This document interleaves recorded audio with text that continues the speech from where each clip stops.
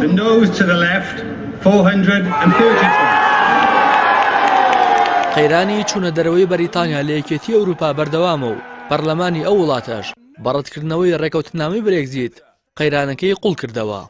درەنگانێکی شەوی سێشەممە پەرلەمانی بەریتانیا پرۆژەی ڕێکەوتنی چوونە دەرەوەی وڵاتەکەیانی لە یەکێتی ئەوروپا کە بە برێگزیت ناسراوە ڕەت کردەوە و هەوڵەکانی لەسەر کارلادانی سەرۆکوەزیرانیش دەستی پێکردووە. لە ئەدەنگدانێکدا لە پەرلەمانی بەریتانیا ڕێکەوتنی برێگزیت کە سەرۆکوەزیران و یەکێتی ئەوروپا لەسەری ڕێکەوتبوون لە 634 پەرلەمانتاری ئامادە بوو بە 202 دەنگی بەڵێ بەرامبەر 433 دەنگی نەخێر ڕەت کرایەوە و تەنها 3 ڕۆژ ماوە دراوەتە تریزامەی تا پرۆژەیەک بۆ شوێنگرەوەی ڕێکەوتنی برێگزیت پێشکەش بکات. ڕاستەوخۆ لە دوای شکستەکەی مەی بۆ تێپەڕاندنی برێگزیت سەرۆکی پارتی کرێکارانی ئۆپۆزیسیۆن لە بەردەم پەرلەماندا پێشنیاری بۆ لێسەندنەوەی متمانە لە حکوومەتی تریزامەی خستە ڕوو. سیاسەتەکانی تریزامەی لەبارەی برێگزیتەوە تا ئەمڕۆ دەست لە کارکێشانەوەی زیاتر لە 10 وەزیری لێکەوتوتەوە. پەرلەمانی بەریتانیا لە ڕێگەی دوو بڕیارەوە کە هەفتەی پێشوو دەری کردبوون دەست پێشخەری حکوومەتەکەی تریزامەی لە پرۆسەی برێگزیتدا سنوودار کردبوو. بەو شێوەیەش ڕێژەیەکی زۆری کۆنتڕۆڵی پرۆسەکەی خستبوویەوە ژێردەستی خۆی.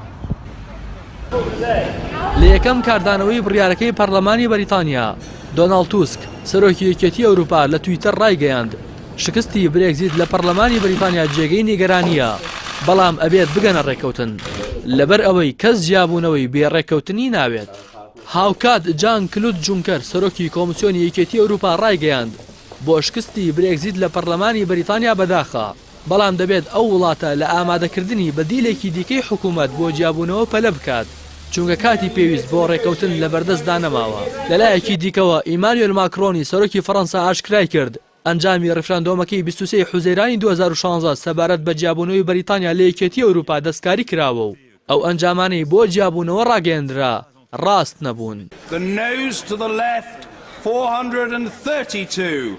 So the noes have it.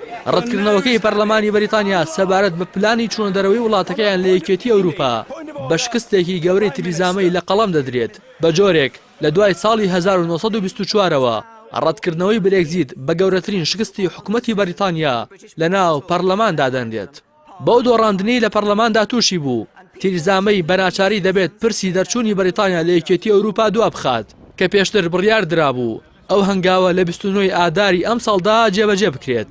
ئێستاش دوو بژاردە لە بەردەم سەرۆکوەزیراندا دەبێت یان لەبارەی دەرچوون یان مانەوە لە یەکێتی ئەوروپا ڕاپرسێکی دیکە ئەنجام دەدات یاخود بەبێبوونی هیچ ڕێکەوتنێک لە یەکێتی ئەوروپا دەچنە دەرەوە.